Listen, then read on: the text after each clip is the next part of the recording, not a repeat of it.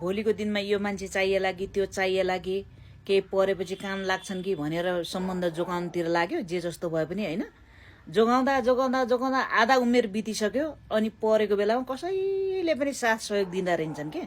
यो सबै म भोगेर बस्या हो। त्यत्तिकै म झ्यालडोका बन्द गरेर त्यत्तिकै बस्छु त एक्लै, त्यसै बस्या छु म। परेको बेला कोही चाहिँदैन, यसो पाउन्जेल र खाउन्जेल मात्रै हो। छुच्चै भएर बस्नु ठिक छ, सबको छुच्चो सबको नराम्रो भएर बस्ने, त्योभन्दा आनन्द केही पनि छैन।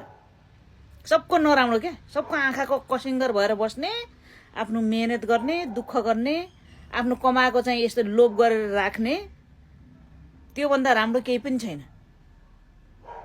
मेरा आफन्तहरू छन्, पद पोस्ट घर बङ्गला गाडी सारा दुनियाँ संसार, उनीहरू घरमा भोज पार्टी पूजा वर्तीमान सब हुन्छ। तर म जाँदै जान्न के, नजाउँ न आउन दिउँ, त्यस्तो भएर बसेको छु कि म। अब हिजोको दिनमा पढ्दाखेरि त अब कसैले सहयोग साथ गरेर भने अब त झन् कसै के को साथ सहयोग चाहिने हो। मर्या भोलिपल्ट 2 दिन।